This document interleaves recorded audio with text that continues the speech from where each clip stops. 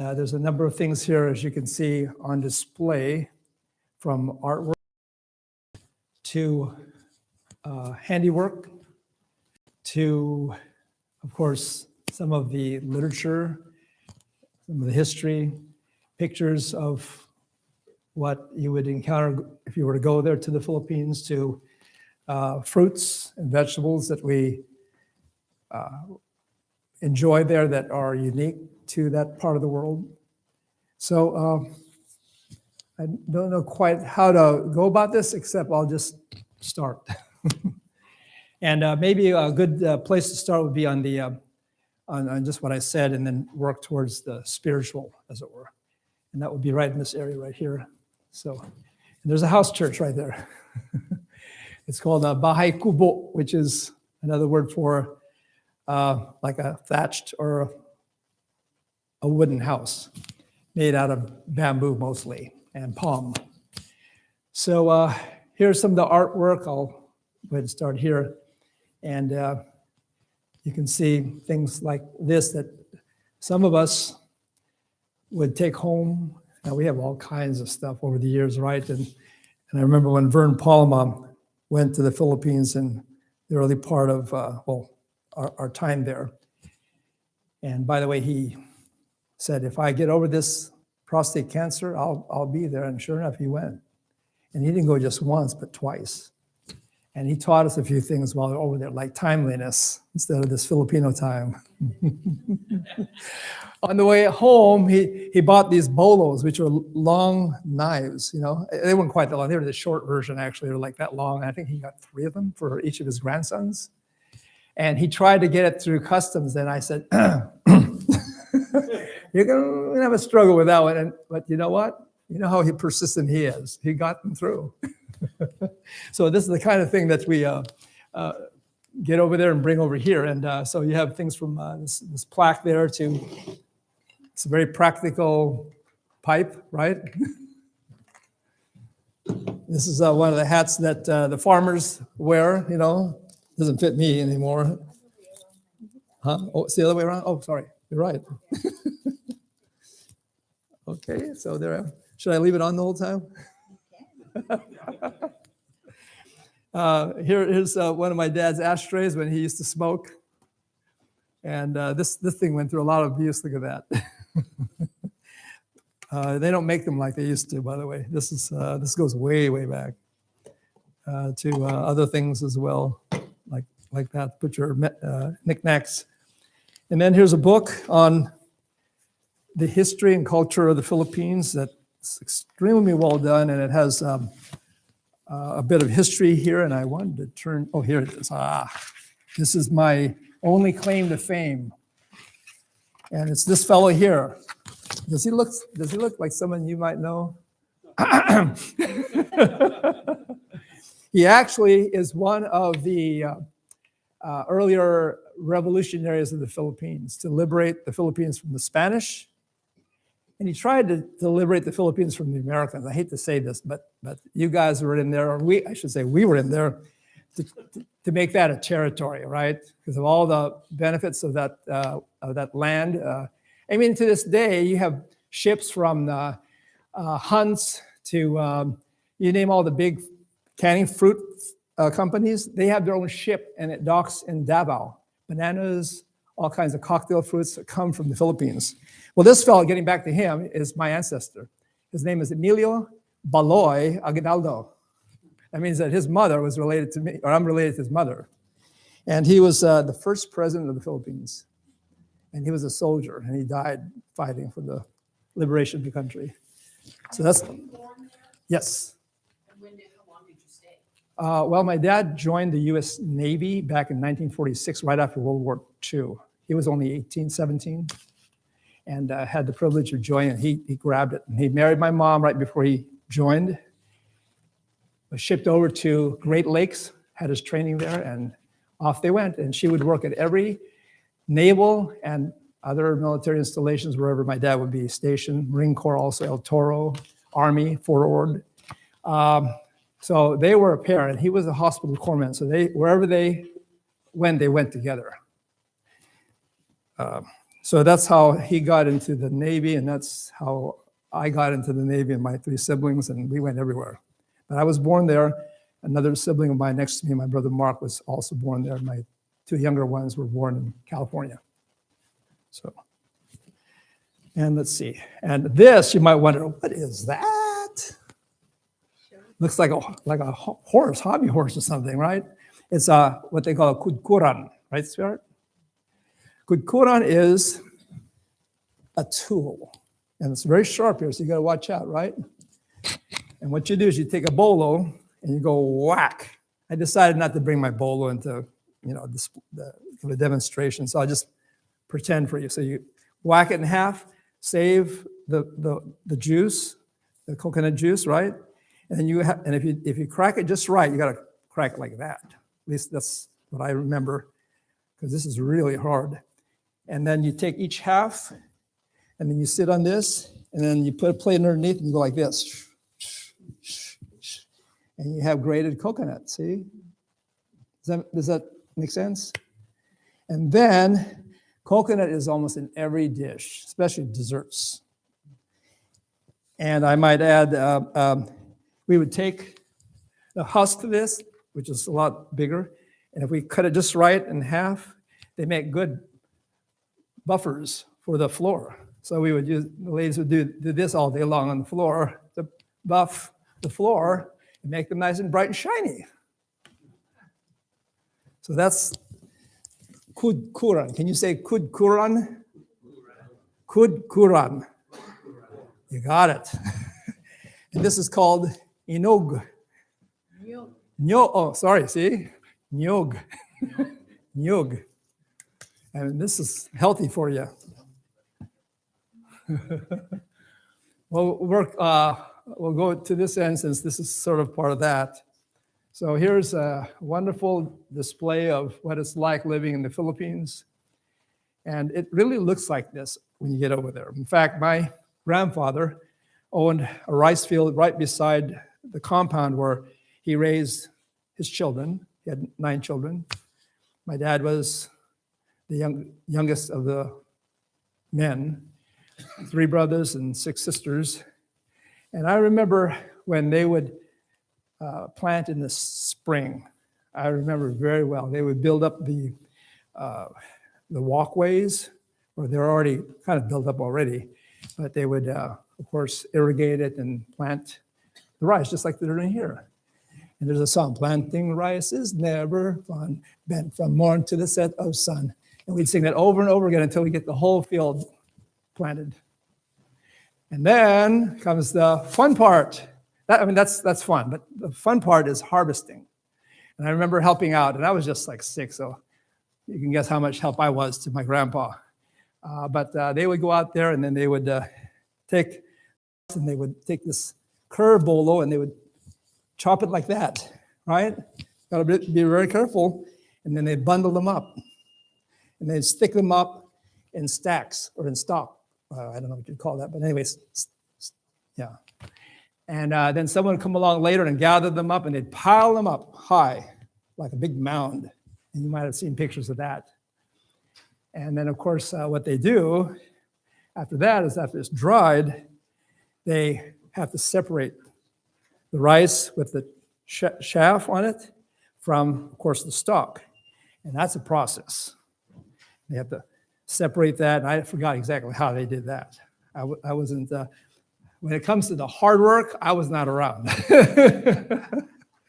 So they would take that, and then they would put that on bamboo mats. We don't have a sample of what I was looking for, a bamboo mat. But they put on a large bamboo mat. Sometimes it would be on the public road where it was hot and dry, and you'd have to drive around those bamboo mats with the rice spread out dry. And then they have a system of separating them. Now, we have here machineries, right? And they do there now, but back then it would be by letting the kalabaw, which is the water buffalo, they have several of them walking on top of the bamboo mats, and then through just walking over them, it separates the chaff from the kernel. And then they put that, if they're Well, they just sweep them up and put them in one of these baskets. I have one here. So they put, and I did have rice, but I'm not going to pull it out. I'll just pretend here. So I put the rice with the chaff mixed together. And what do you think they did? That's one thing they could do, but that doesn't quite separate the chaff unless there's a straw. There you go, ma'am. Shoo! And then the wind would blow away the chaff. And they do that all day. Like I said, as a kid, I was not around for that part. So that's step one, spring, and step two, summer and fall. Okay, so now we come to some of the fruits of the land, and here's a few veggies. This one is one of the favorite squashes in the Philippines, and normally they're long. I mean, sometimes they're really long. This one's a different style. It's called upo, or gourd, and it's very tasty. And then they have other things like this one is called ube, and this is what makes the purple yam desserts. You would think, that's not purple. Well, you know what? It isn't. But then when you peel this, and it's whitish, kind of whitish and slightly purple, and keep cooking it, it gets darker and darker and darker. Till finally, I brought samples. I left it in San Diego, a big bag full of ube buns. Anyway, and then we have other fruits here, like papaya. You're familiar with that? Oops. It's not from the Philippines. And this is an example of a guava. This is very popular there, and this is a large variety. And oh, they're so tasty. The only problem I have with them now is seeds, little tiny seeds, and so I will just eat the outside. And then we have a lot of small ones. These grow everywhere. So those are just a few of the fruits. And then we have some other artifacts here. We have our coins here. Now here's 1,000 pesos. How much do you think this would be worth? I mean, yeah, 1,000. It's 60 pesos to a dollar. So this was not worth very much. Divide that by 60. And that's, so it's not a lot. But anyway, this is what we deal with. There's 100 peso, very common, 100 peso. And then we have a bunch of coins here. And they even have sandwich ones over there. They are called the great imitators of the West, your brown brothers. So they made the sandwich ones. And then, of course, other paraphernalia. Now over here, here's a map of the Philippines that I searched all over San Diego to get because I gave all my Philippine maps away. I have other maps of cities, but not one of the whole Philippines. So here's what's called the archipelago. Archipelago are the group of islands that make up the Philippines. There are actually over 7,000 islands here. Most of them are not inhabited. And my wife's mother and her sisters own an island, and it's somewhere off of the coast of Camarines Sur, which is way down here, like somewhere over here on the eastern shore or coast of the island of Luzon. This is all Luzon here. And it takes traveling by train or bus or plane, and then you have to take another, what they call a jeepney ride to the coast, and you have to take another boat, and the boat takes you to the actual island, and then when you get off, you have to take another jeepney or another boat, and then a jeepney, and et cetera, et cetera. So it's like a long ways, way out in the boondocks. They actually have gold there. And the locals there mine the gold on our property. And we can't stop them because we're all up in Manila or in the United States. And we don't have any time well, we do have relatives that still live there, but guess what? Our relatives, my wife's especially, because her mom was the one that was a co-owner of this island. She would have relatives who actually live there and as a result benefited from the miners, the local miners.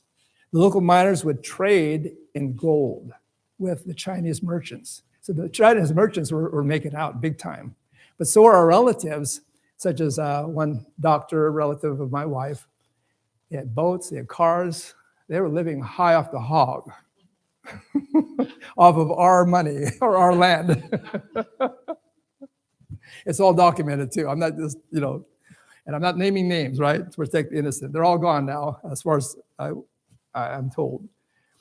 So that land is still there, and they're still trying to figure out what to do with that land. Now that the siblings are retiring one after the other, there's one, her brother who's a Christian, who's made several trips back there. His goal is not for the gold. His goal, he's a Christian, is so that the people there, those poor people, the squatters we call them, can hear the gospel. That's his goal. When I went there with my brother-in-law, Neil, he's white like y'all, stood out like a sore thumb. We had a wonderful time. And we would give tracts out, like when we got on the boat, for example. I mean, they're a captive audience, right, for about an hour and a half. And we'd give tracts out. And I couldn't speak the dialect there, but I could speak a little bit of Tagalog. So with my broken Tagalog English, I would try to give a little gospel message to them. And well, anyway, that was quite an experience, especially when you don't live with the accoutrements of civilization like running water, electricity. You see in the rafters at night, Marikar and I was courting her, but we were with my aunt, her mother, and my brother-in-law, and there were others in our entourage. We were living in a little hut, one of those huts I told you about. I don't have an example of that, made out of bamboo. And we would see the rats running in the rafters at night. It was really quite an experience. And we would bathe in a cave where there would be warm water. And eating off the land, basically. Well, at least partly, because I remember on my birthday, I had my birthday there. I celebrated I think it was my 33rd birthday there. And Marikar, even though we weren't really, I was courting her, but we weren't really married. She was not really interested yet. I already said it, okay. So anyway, she wanted to kind of make amends with me, I think, this way I interpreted it. She decided to make me dinner, and that would be the first of many, many dinners to come. And she wanted to make this certain dish with crab, but there's no crabs around. Oh, you have to get it, you have to harvest it, right? And it's like in the middle of the day, so there's no open market there, What she did was, we were walking along the road, and there was this gentleman walking his crab on a string. And then my wife bargains with him, right? That's what they do over there. They bargain. And then she said, what did you say? Like 1 peso, I think? Maybe. 5 pesos. What? He said 5 pesos. Oh, he gave a price. Okay. Oh, that's right. You give a price and then you go down, right? 5 pesos. I'm calculating in my mind. 5 pesos. If this 1,000 peso, right, is worth only like, I'll just say by 50, it's worth only 50 cents.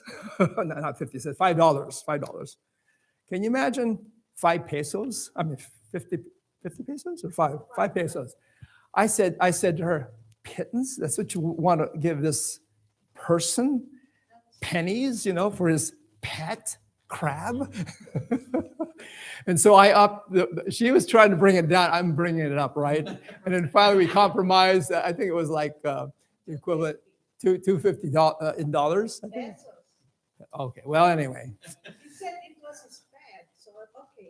So she had compassion. She gave him more than what, well, not quite what he asked, but anyway.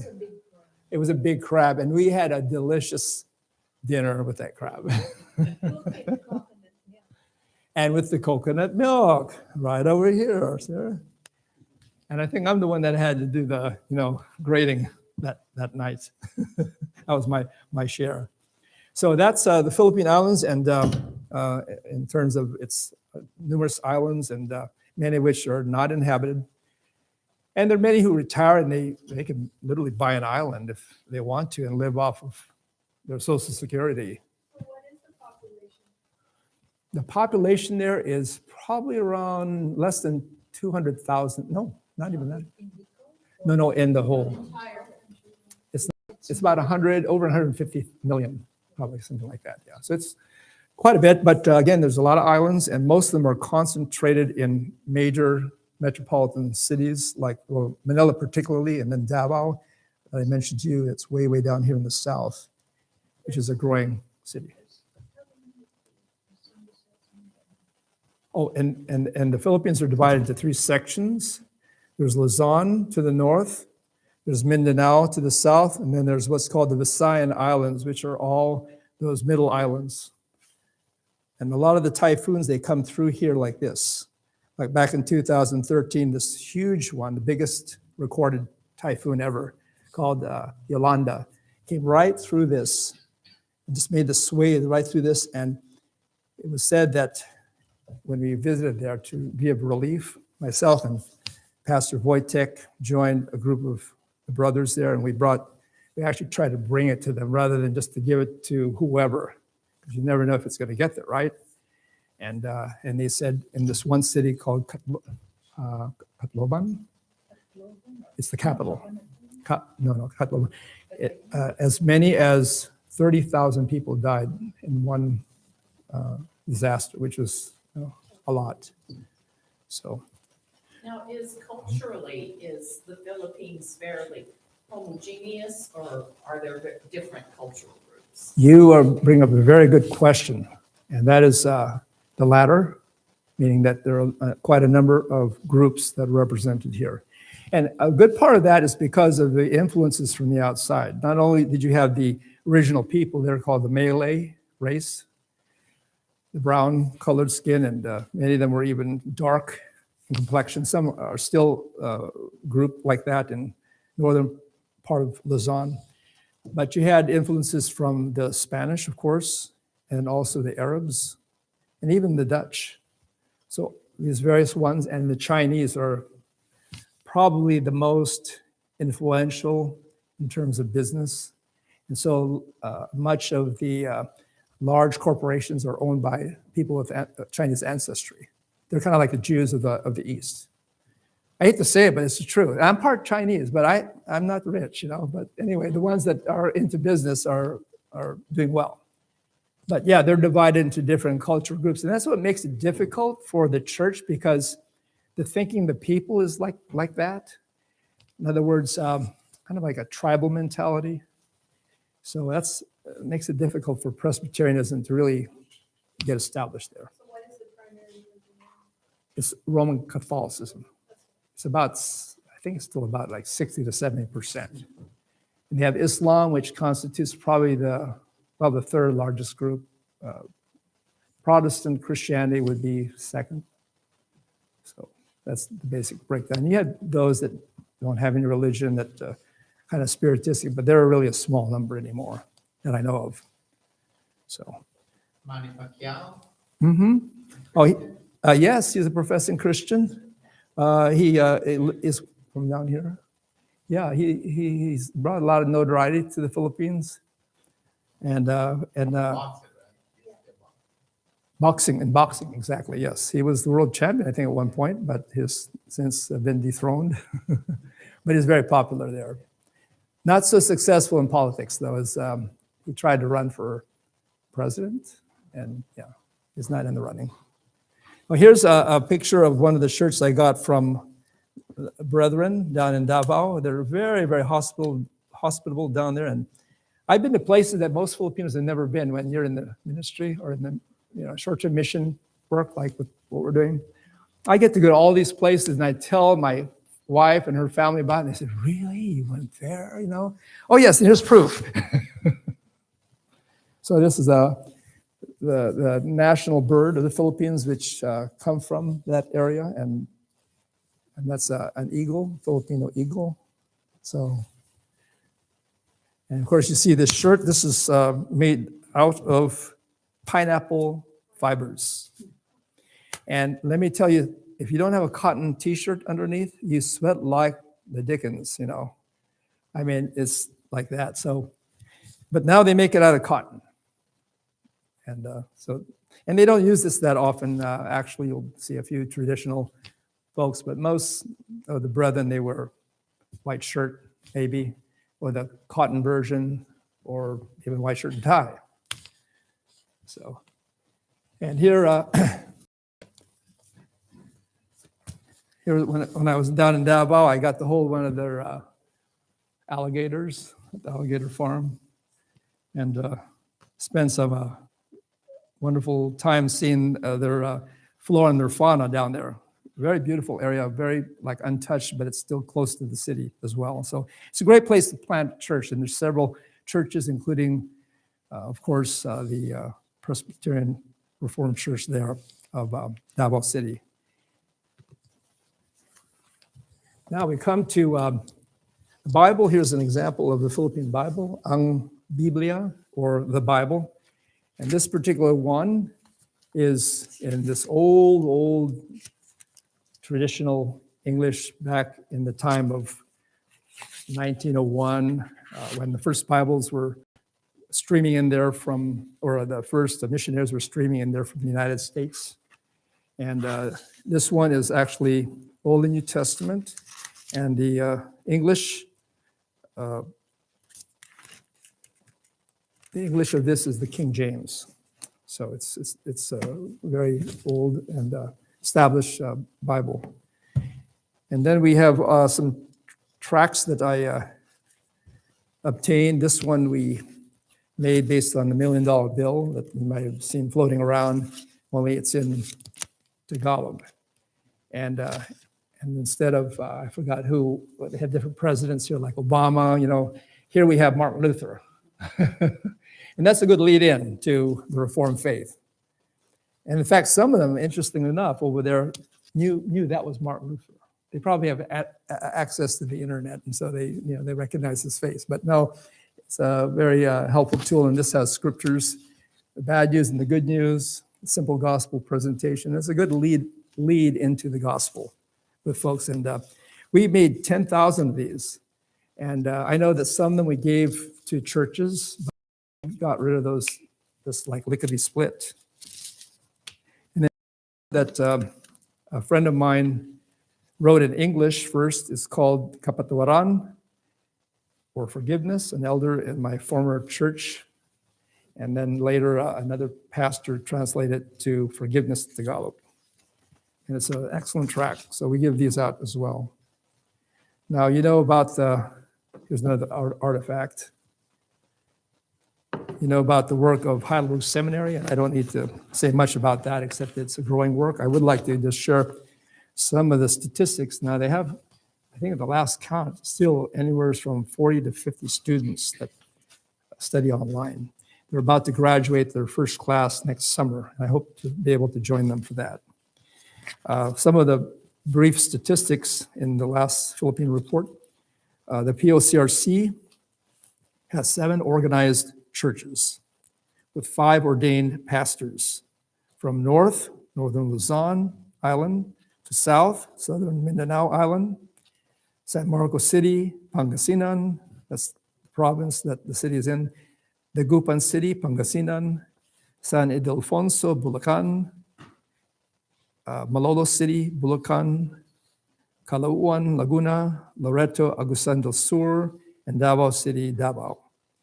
And there are, of course, the 5 pastors that are spread out amongst them. And since then, there's been the addition of 1 new pastor who formerly was an attorney by trade, who filled in for their church, which never had a pastor since its inception, but would always have visiting pastors. And he is now the pastor, and he, of course, was a faithful elder there, and it's thriving. Back in the report, which I have here, it tells about how well they're doing by the grace of God. And the increase since last year of that, it's a delayed increase, but nevertheless a real one, was from 4 established churches and 3 pastors. So just in 1 year, there was a marked growth, and we just thank the Lord for that. So that's about it. Unless there's something, my wife said to make sure that you know that this was invented. In the Philippines. Okay, but what is the significance of this? You put it in your back and you scrub. That's right, you put it in your back.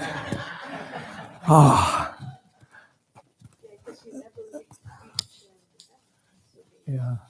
the Filipinos are good inventors and they like to copy things that are good. So if you need one of these, let me know and I'll order you some. So I have a question about the spelling. Mhm. Like if you're speaking of a person, Mhm. doesn't the word start with an F? Say that one more time. Filipino, Oh, okay. how do you spell Filipino? With a P, Filipino. Okay, I've seen it sometimes with an F. Well, that's an English. That's anglicized, Okay, yeah. but yeah. I've never seen Philippines. Do you know why that is? No, that's what I'm asking. Filipinos don't know how to pronounce F. Yes, we don't. My mother, So when you she would say uh-huh. Okay. my mother, when she first came in, she's a nurse. She's educated, college, all that. We kids had to correct her, because we were in elementary, and she would say apple. No, mom, not apple. Apple. Pear. Well, pear she could get. That's easy. But anything with F. We don't have F in the alphabet. It's all phonetic short vowels. So it's very easy to learn the language. But the problem is we have many languages, it's 77. And it's hard to reach the people. In fact, when he was 14, we went to Bicol, and I had to translate these terms, the Bible terms, and it's so difficult for me, even if I spoke the language. Like her mother and my mother are from the same neck of the woods, and they speak Bicolano. Bicolano, yeah. And then her father's from Pangasinan, which is another province in the north, Pampangeno. My mother-in-law was amazing. She had just a high school education, but she was multilingual. She could pick up all the dialects and Spanish. She was so fluent in Spanish, they hired her for the Spanish clinic in National City as a translator. So we were very blessed. Are there any other? Oh, this, by the way, is the most perfectly formed cone or volcanic cone in the world, at least the last time I checked. And we actually, when I was courting her, my brother-in-law came over there, and we went to this island that's co-owned by my mother-in-law. We actually went up that. We didn't go all the way to the top, because actually it was active, but it wasn't active that day. There's actually a tour place that you go up to view the whole scene. It's beautiful from up there. So, and there was actually a church there. I don't have a picture of it here. You can't even see it here, but a church that was engulfed by the lava flow, and all that's left is the very pinnacle of the church. Yeah, and there are people that died in that particular eruption. There's also another volcano located very close to where my father's from. This is where my mother's from. Another one is like just up the mountain from where my father lived, and it's a actual volcano inside a volcano. It's like several volcanoes over the centuries, and it would erupt maybe every 70 years. And what would happen is the people would flee for their lives, and then when it stops, they would go back and they'd rebuild, because that's all they had. One interesting thing was back in 2020, I have an uncle who's he's the youngest brother, joined the Navy also, who was separated from his wife. He wanted to live in the Philippines. His wife wanted to live in the States. This is very typical. And that's because the children are here, right? So, of course, she's not moving, she's not going to budge. Her husband wanted to retire back there, and he eventually did get a place up near this volcano. It's called Tagaytay. And the volcano's name is Taal. Anyway, the long and the short is that back in 2020, there was an eruption, or at least the start of an eruption. And it reached a point where they were telling people, flee. But then they were also keeping people from rushing out of there, because there would be a mad rush, and who knows what would happen. And so the army was keeping people kind of metering their departure. My uncle was already with some health conditions that forbade him to drive. But he escaped. And this is my uncle, separated from his wife, who lives in Bonita, near where we live, for umpteen years. And we've been praying for him to be reconciled and return and to be together again. This is the prayer of the whole family.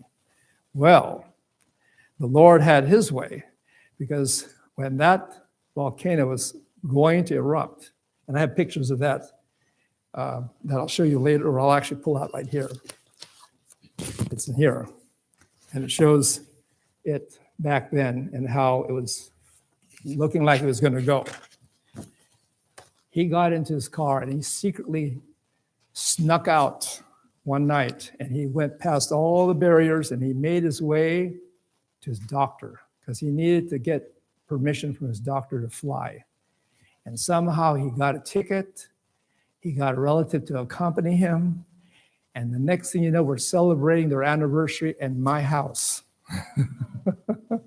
And they're together.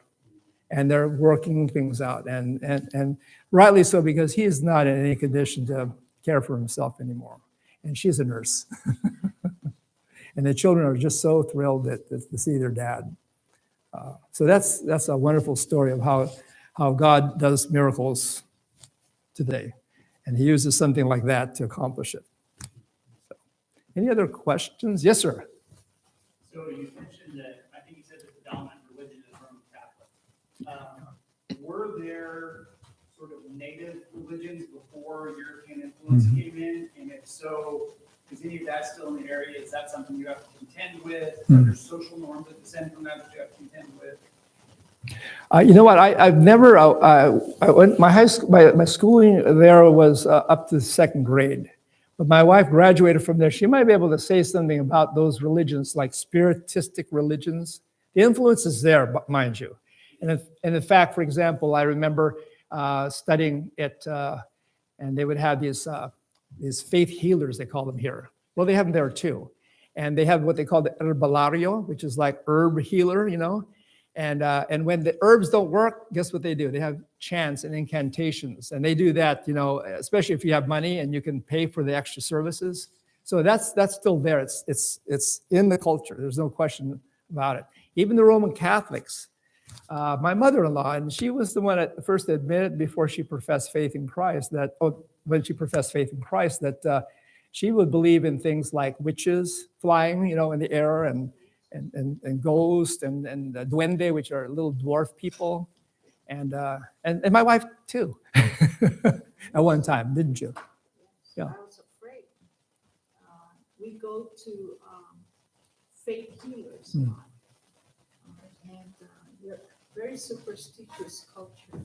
Yes. And without the word, in fact, I even tried it myself. There was like a grotto. It's like there's a statue of Mary, and when the Lord started working my life, and then all my family were against me, I said, if you are true to the statue, come here and walk towards me. Never did. So from the time on, I did not want to believe it. But of course, I was unpopular among my family, so I had been persecuted by my family. Now, I'm thankful to the Lord what the Lord is doing with my family, Siblings. converting them. I have two sisters who became a Christian, and I have many family that are very soft with the word now, and they're receiving the truth. And I'm thankful for that. Yeah. I'm holding a Bible study. Actually, I was invited to teach that, and I teach it once a week on Monday morning. This is after the Lord's Day, right? So it's really a struggle sometimes getting up at 5 a.m. on Monday, okay? That's my day off. But it's worth it, especially when you see how they listen and how they can find scriptures sometimes faster than me. I'm starting to turn to it, and already someone's there, and I, of course, let them read it, and they just love to read the Word and study the Word.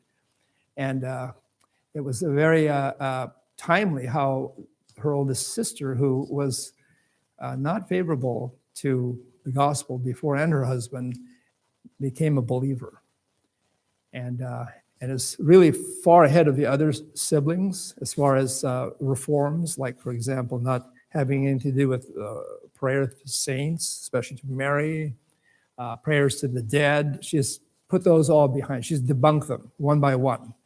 The scriptures being the only rule of faith and practice, and not the church or tradition. That's major. Confession to the priest. She's really come along. Her husband is not that way. He's a staunch Roman Catholic. We call that cerradum católico, which means closed Catholic. You can't get him to budge. But then God sent an affliction to his life.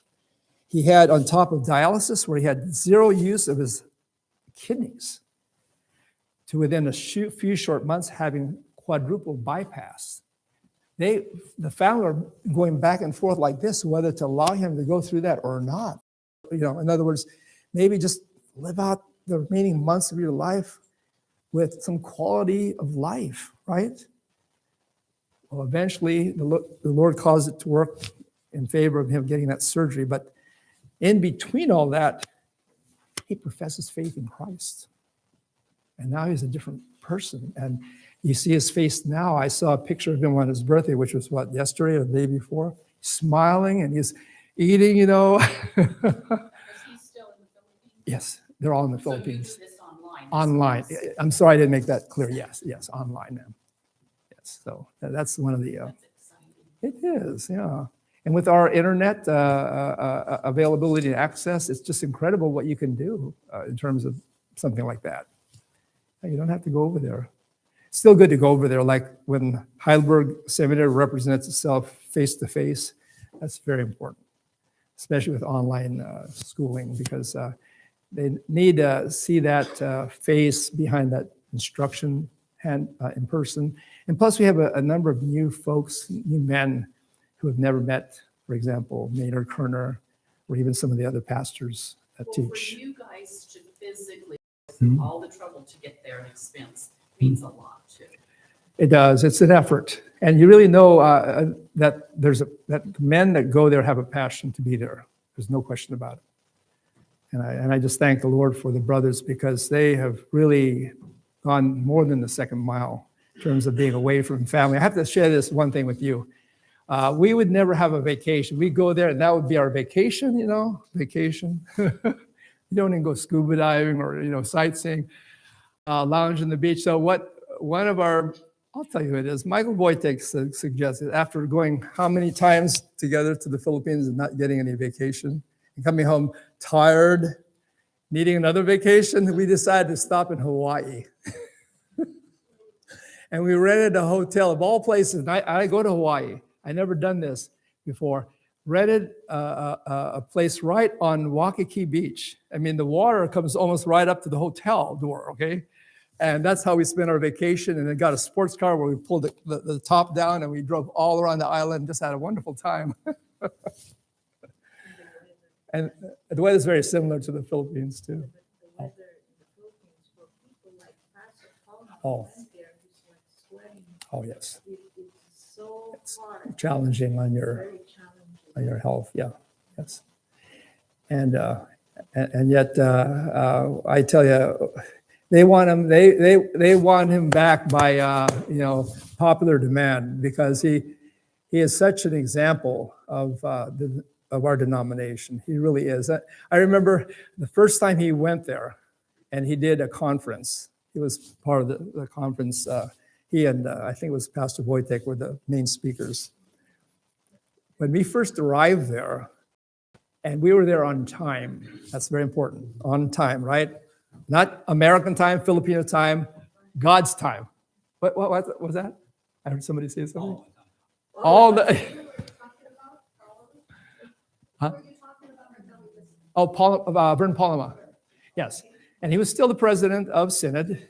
And so he had that ongoing authority with him, okay? Anyway, he was there. We were there on time. But the brothers there were filtering in, half hour later, filtering in. And we didn't hear anything from Vern. Vern was very, very gracious. But when we got to my brother-in-law's home in Manila, and the next morning we were to go and join a few of the pastors for lunch nearby, he had a talk with us.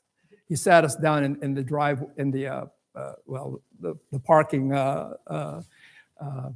part of my brother's house. And so we were there, sitting there, and he lowered the boom on us. He says, "What's this what's this business about being late to the meeting? Like that. And we were like, oh, that's right. We knew that happened, right? But it just didn't sink into us because we had been going there several times. So anyway, Michael made the big mistake of trying to explain. You don't explain that. You don't explain that. And I was saying, like I was doing that, and he just kept going, well, that's how they do it over here. It's called Philip. And Bird just shut him down and said, God's time or no time, right? And we learned. And since then, Nat Narek, who is oftentimes the president of their classes, he started to do something that he probably saw online at one of our Synod meetings. He got a gavel, and he would do this and make sure they were on time, especially when Vern came back the second time. Those are memorable moments, let me tell you, memorable. So they just thank the Lord for our presence there, and we thank the Lord for God's work in their lives. So, any other? Oh, really? Oh, we're giving some. What? Help me out here. Oh, I'm to ask them questions, right? Oh, okay. They can remember. About even the Filipino name. Yes. Oh, Remember you- now if you answer this one, you get 2 prizes. What's the name of this ingenious Filipino device? Oh, that was really close. We'll give it to you. All right. And I don't mean the coconut either. All right, you give out the prizes, okay? Okay, all right. Let's try another You said 2 prizes for the. for him because he answered it.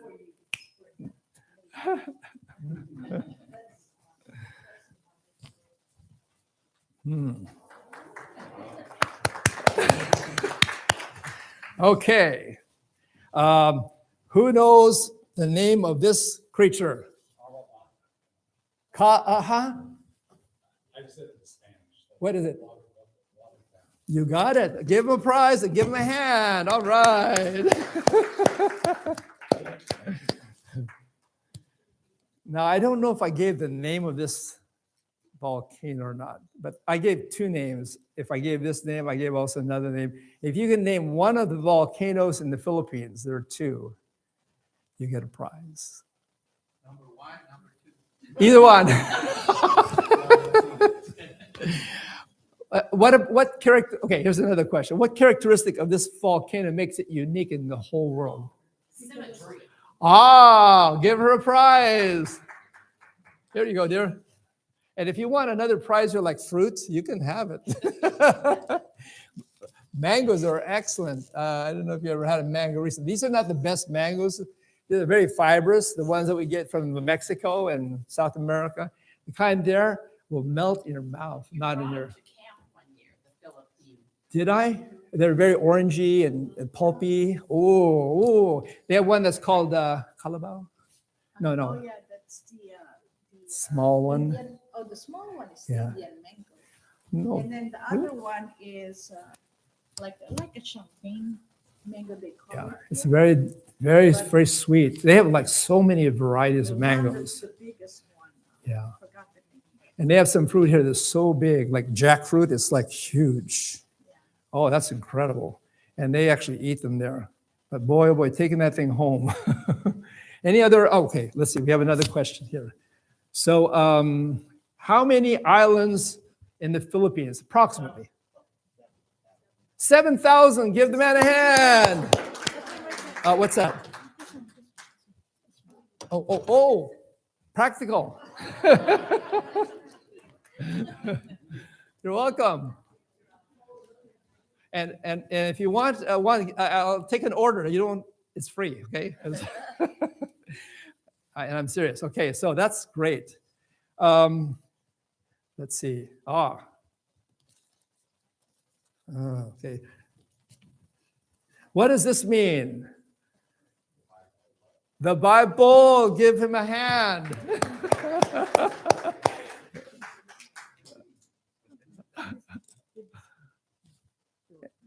Okay. Ooh, yes. This is for your keychain. So remember us. Welcome. Ang Biblia. What about it? It's almost like Spanish. Really? How is it pronounced in Spanish? Biblia. Just Biblia, huh? Or La Biblia? La Biblia. La Biblia, yes. Ang is like the. Yeah. Give it to Whoa. Whoa. You know, I have to have a story behind this.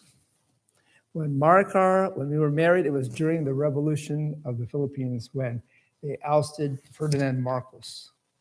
And he left the country with billions of our dollars. I hate to say it, but it's true. And we had the audacity to let him into our country. Well, anyway, we were married just before that happened on January 9th. I remember that date. Someone makes sure that I do every year. Anyway, she became pregnant shortly thereafter and was really craving for something. What do you think she was craving for, my wife?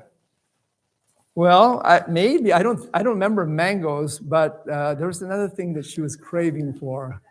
That. What do you think this looks? What does this look like to you? Green. That's exactly the equivalent, and it is huge, isn't it? This is typical, and they don't grow during that time of year. But she had to have it. I saw a side of my wife right at the onset of our relationship that I never saw before because I never had a wife before, okay? I'm a man of one wife. And so we prayed. I said, Lord, however we can get this, because they do happen to grow way down south in Davao.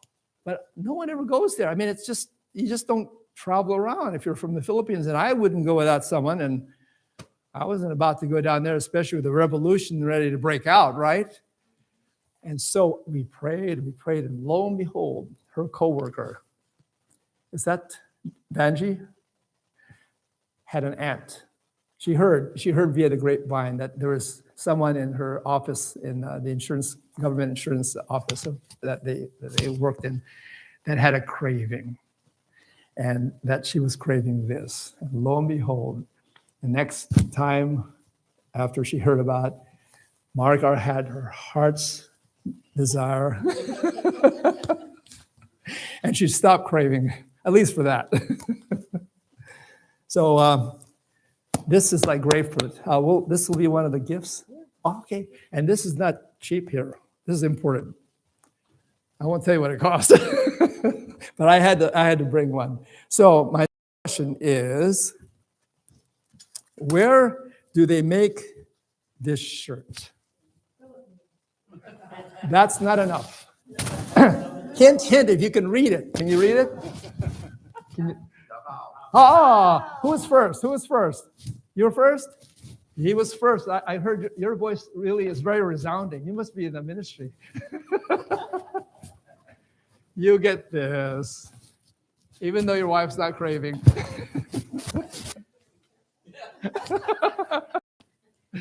Okay. Notice the colors of our flag. It's similar to another flag, right? Oh, actually, there's 4 colors. Sorry about that. I'm sorry, you were saying. Costa Rica. Oh, see? Yeah. Oh. See, como no? Costa Rica. I'll have to look that up now. Thank you for sharing that. You get a flag, if you like. Share with your family. Okay. That means no more. Now, if you want to grab any fruit here, guavas are great if you're familiar with them. You can't make much of a soup out of this, but you probably could get, yeah. And this one's a challenge, but like I said, this turns purple. It's white pulp, but it turns purple after being cooked. So anyway, I think that's about it. If there are no more questions. Yes. About your Hawaiian vacation, you didn't make it clear. Were you with Wojtek or were you He and I were together. My wife stayed home that year. We wanted her to be with us. That was that was that was the downside of it, was that our wives were not with us. But Becky understood. I assume he shared that with her, you know. And then my wife, of course, she understood. But she will come if she's not busy at home with the kids. But if there's something going on in the family, like a special event, like a 50th anniversary of her folks, she will definitely come. And a lot of times she comes to help out with the hospitality. And mind you, her family have been very hospitable. Her brother, who's in business there, has always opened his home to us, and he would make sure that we were well taken care of when we were in Manila. And he would provide a driver and a van for us wherever we want to go in Manila, and even one time in Mindanao. Very, very gracious, yeah. And I always made it a point to note that in our report. But anyway, the invitation is open to anyone. In fact, I have a host of folks who are saying they want to come on the next trip, so you better ask. Well, the asking is good. Yes. When they're separating the rice and the chaff, Uh-huh. what do they do if there's no wind? Good question. I think what? When you throw the rice, Yes. the older folks are very good. Uh-huh. They throw it and then they do something like this. Oh, to separate it, and they blow it. Oh, that helps with your aerobics. Yes. Yeah. But remember, Baloy, Huh? Yes, sir. do you happen to have any gold to give away? Gold. for a fry, I do have some at home, and to this day, I got some sample gold. I was going to make it into a ring for my wife. I still haven't done it.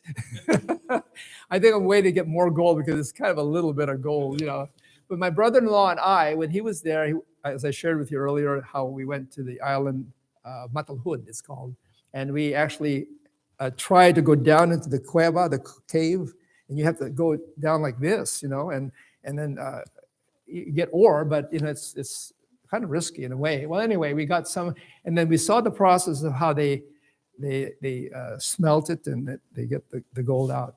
So we got some gold, but it wasn't very appreciable.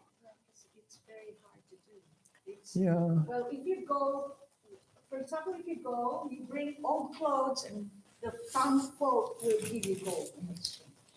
Yeah. Because there's That's nothing. that's the best There's way. no grocery store, Yeah. clothes, is. No means just bartering. Actually, bartering is how they get by. Yeah. So Next time you go there, let me know. Will do. In fact, my brother-in-law brought a Geiger counter with him. If that tells you anything. And when he arrived on the island that night, there was a fleet of ships that were coming in our direction, sailboats.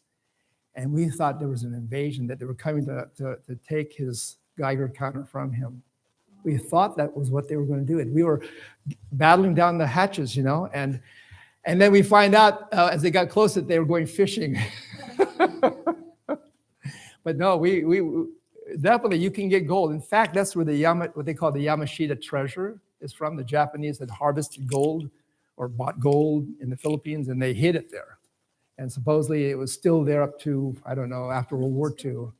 But nobody knows what happened to it, actually. But they have an assaying office on their island, and they have a cave, a major cave that's boarded up that they're not letting anybody in.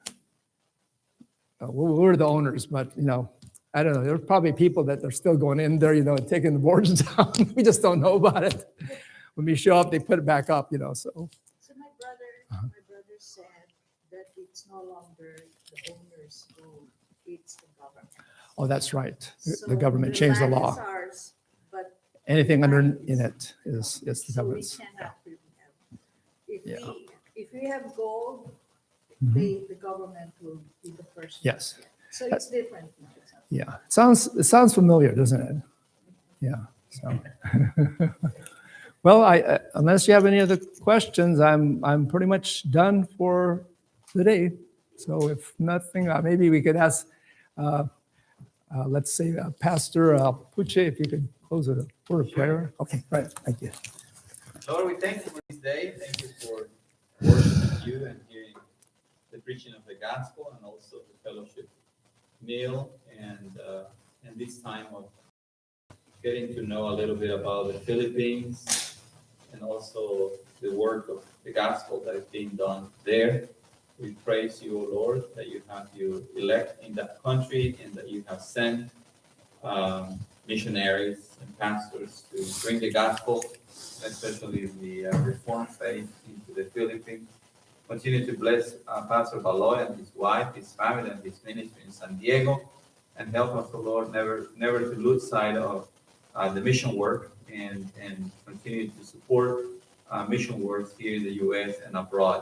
We pray that you keep Pastor Baloy and his wife safe as they go back to San Diego, and that you continue to bless the RCUS as well. Forgive our many sins. We pray this in Jesus' name alone. Amen. Amen. Thank you, Lord. Thank you, folks.